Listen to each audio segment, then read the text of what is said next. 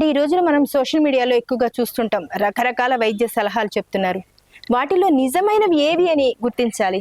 ఈ కాలంలో ఆరోగ్యం జాగ్రత్తగా కాపాడుకోవడం అనేది నిజంగా ప్రజలకు ఒక పెద్ద పరీక్ష లాగే ఉంది. చాలా పెద్ద సమస్య. ఎందుకు అనంటే ప్రతి ఒక్కరూ వైద్య సలహాలు ఇచ్చేవాళ్లే.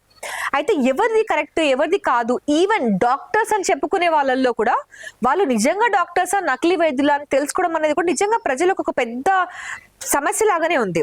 అయితే ఏంటి అనంటే ఒకప్పటి కాలంలో ఎలా ఉండేది అనంటే అంటే ఇప్పుడు ఫర్ ఎగ్జాంపుల్ రాజుల కాలంలో అట్లాంటి టైంలో మనం కొంతమందికి నేను చికిత్స ఇచ్చాను, వాళ్ళు ఇంప్రూవ్ అయ్యారు కాబట్టి నేను వైద్యుడిని, నేను చెప్పింది మీరు ఫాలో అవ్వండి మీకు కూడా తగ్గుతుంది అన్నట్టుగా ఉండేది. కానీ ఇప్పుడు ఆ కాలం కాదు. ఇప్పుడు అంతా ఎవిడెన్స్ బేస్డ్ మెడిసిన్. ఇప్పుడు మనం బ్రతుకుతుంది ఒక గ్లోబల్ విలేజ్ లో. ప్రపంచంలో ఏ మూలలో ఏం జరిగినా మనకు క్షణాల్లో తెలిసిపోయే పరిస్థితిలో ఉన్నాం. సో హెల్త్ వైజ్ కూడా కొన్ని లక్షల మందిలో చేసిన స్టడీలో వచ్చిన రిజల్ట్స్ ని బట్టి ఇప్పుడు ట్రీట్మెంట్ గైడ్ లైన్స్ అనేవి డిసైడ్ అవుతున్నాయి. సో అంత అవగాహన అనేది ప్రజలకు ఉండడం కష్టం. సో ప్రజల బాధ్యత ఏంటంటే కనీసము వాళ్ళు ఎవరి సలహా అయితే వింటున్నారో వాళ్ళు ఏం చదువుకున్నారు, వాళ్ళు ఎంతమంది ఈ సమస్యతో బాధపడుతున్న పేషెంట్స్కి ట్రీట్మెంట్ ఇచ్చారు, అలాంటి అవగాహన పెంచుకోవాల్సిన బాధ్యత ప్రజలదే. ఇంకా మేమేం చెప్తామంటే ఇప్పుడు అంటే ప్రజలకు చెప్పి చెప్పి చెప్పి ఒక స్టేజ్లో ఎలాంటి స్టేజ్కి వచ్చామంటే ప్రజలు వింటే విన్నారు లేకపోతే లేదు అంతే. వాళ్ళ హెల్త్ వాళ్ళ రెస్పాన్సిబిలిటీ, వాళ్ళ రైట్ వాళ్ళ రెస్పాన్సిబిలిటీ అంతే అనే ఒక స్టేజ్ కి చాలా మంది డాక్టర్స్ వచ్చేస్తున్నారు. అంటే ఎలా అంటే ఇప్పుడు ఆల్టర్నేట్ మెడిసిన్ కన్నా వెళ్తున్నారు. మా ఇంటి పక్కన ఆంటీ చెప్పింది ఇది తింటే తగ్గుతుందని, ఇది తినకపోతే తగ్గదని. మా బాబాయ్ చెప్పాడు ఎక్కువ రోజులు మందులు వాడొద్దని, అందుకనే మానేశాను.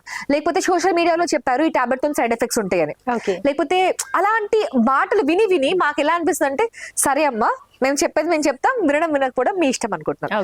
కానీ అలా వైద్యులు అనుకొని ప్రజలకు ఆరోగ్యం మీద చైతన్యం కలిగించడం మానేసిన రోజు ఖచ్చితంగా నష్టపోయేది ప్రజలే. So social media influencers social మీడియాలో వచ్చేవి ఏవైనా ఎంటర్టైన్మెంట్ కోసమే చూడండి, కానీ అది వాటిని ఎడ్యుకేటివ్ గానో ఇన్ఫర్మేటివ్ గానో తీసుకుంటే మాత్రం ఖచ్చితంగా మీ హెల్త్ కాంప్లికేట్ అవుతుంది. నిజంగా. ఎందుకంటే అంటే శాస్త్రీయంగా వైద్యం కొన్ని వైద్యాలు మనకి ఇప్పటికీ కూడా ఇదవ్వలేదు, రైట్ ఇది దీనిని మీరు పాటించవచ్చు అని చెప్పలేదు. అండ్ అవి ఒకటి. నెక్స్ట్ నకిలీ వైద్యులు, వాళ్ళ వల్ల చాలా మంది ప్రజలు మోసపోతున్నారు. సో దీనిని అంటే ఇది ఎప్పటికైనా ఈ వైద్య ఇలా ఉండే ఒక ఆస్పెక్ట్ అనేది మారుతుందంటారా? సో నకిలీ వైద్యులు అంటే ఏంటి, అర్హత లేకుండా కూడా వైద్యం అందించే వాళ్ళు. అయితే ఇంత మొదటి కాలంలో అంటే జస్ట్ ఫ్యూ ఇయర్స్ బ్యాక్ వరకు కూడా ప్రతి గ్రామీణ స్థాయిలో ప్రతి గ్రామానికి ప్రతి ఒక 100 గడపలకి 200 గడపలకి ఎవరో ఒకరు ఏదో ఒక డాక్టర్ దగ్గర 1 సంవత్సరమో 2 సంవత్సరాలు ట్రైనింగ్ అయ్యి అంటే వాళ్ళకి అసిస్టెంట్ గా వర్క్ చేసి తర్వాత ఆ గ్రామానికి వచ్చి వాళ్ళకున్న జ్ఞానాన్ని ప్రజలకు ట్రీట్మెంట్ ఇస్తూ వాళ్లే వైద్యుల్లాగా చెలామణి అయ్యేవి ఉండేవాళ్ళు. వాళ్ళు అర్హత లేని వైద్యులు, వాళ్ళు మా భాషలో ఖచ్చితంగా నకిలీ వైద్యులే. అయితే వాళ్ళు ఏమంటారు, గ్రామీణ ప్రాంతాల్లో మేము వైద్యం అందిస్తాము, మేము వాళ్ళకి అందుబాటులో ఉంటాము అంటారు. ఇది ఇటీవల మీ వైద్య మండలి ద్వారా కొంతమంది నకిలీ వైద్యుల్ని మీరు ఐడెంటిఫై చేశారు, దాని గురించి. సో అర్హత లేకుండా ఇలా వైద్యం అందించే ఈ నకిలీ వైద్యుల వల్ల ప్రజా ఆరోగ్యం అనేది యాక్చువల్లీ ఎక్కువ ప్రమాదంలో పడుతుంది.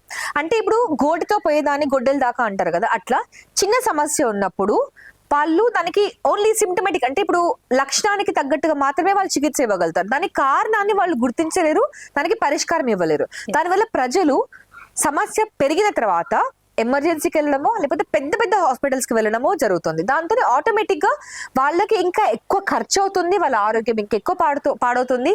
అంటే శారీరకంగా, మానసికంగా, సామాజికంగా, ఆర్థికంగా అన్ని రకాలుగా వాళ్ళు నష్టపోతున్నారు. అయితే ఒకప్పటి కాలంలో అది అవసరం. ఎందుకు అంటే తగిన మోతాదులో వైద్యులు అందుబాటులో లేకుండే.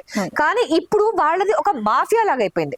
ఈ అర్హత లేని వైద్యులది ఒక మాఫియా లాగా అయిపోయి వాళ్ళు అంటే ఆ ఊర్లో ఉన్న ప్రజలందరి హెల్త్ వాళ్ళ చేతిలోనే ఉంటారు అనమాట. వాళ్ళు చెప్పింది వినాలి. వాళ్ళు చెప్పింది వినకపోతే వాళ్ళ ఫ్యూచర్ లో ఏదైనా నొప్పికి ఒక టాబ్లెట్ ఇవ్వు అని, జలుబుకి ఒక టాబ్లెట్ ఇవ్వు అని, లేకపోతే ఒక ఇంజెక్షన్ ఇవ్వు అని అలాంటి అడిగినప్పుడు వాళ్ళు వీళ్ళ మాట వినరు. అలాగే వీళ్ళు ఇప్పుడు ఫర్ ఎగ్జాంపుల్ వాళ్ళకు లోకల్ డాక్టర్స్ తోనే కొంచెం కాంటాక్ట్స్ ఉంటాయి. ఏమైనా సమస్య వచ్చినప్పుడు వాళ్ళు తీసుకెళ్తారు. అది వాళ్ళు పట్టించుకోరేమో, తీసుకెళ్లరేమో అనే భయానికి నచ్చినా నచ్చకపోయినా అర్హత లేని నకిలీ వైద్యుల దగ్గర ట్రీట్మెంట్ తీసుకునే కంపల్షన్లోకి వెళ్తున్నారు. తర్వాత వీళ్ళు తీసుకెళ్లే డాక్టర్స్ దగ్గర నుంచి వాళ్ళకి కమిషన్స్ అందుతాయి. కాబట్టి వాళ్ళు మంచి డాక్టర్ అయినా చెడు డాక్టర్ అయినా ఆ డాక్టర్ దగ్గరికి వెళ్ళాలి అని తీసుకెళ్తారు. ఆ డాక్టర్లు కూడా పేషెంట్స్ రావడం కోసము ఈ నకిలీ వైద్యులను ప్రోత్సహిస్తున్న వాళ్ళు ఉన్నారు కొంతమంది. అంటే ఎట్లా అంటే ఇప్పుడు 70,000 బిల్లు అయ్యే పేషెంట్ సమస్యకి ₹1,00,000 బిల్లు చేసి ఈ నకిలీ వైద్యులకు 30,000 ఇస్తున్నారు. నష్టపోయేది ఎవరు? అల్టిమేట్ గా ప్రజలే నష్టపోతున్నారు. కానీ అది తెలియక వీళ్ళు పాపం ఆ నకిలీ వైద్యుల్ని నమ్మి వాళ్ళ ద్వారా వెళ్ళి అన్ని రకాలుగా కూడా నష్టపోతున్నారు.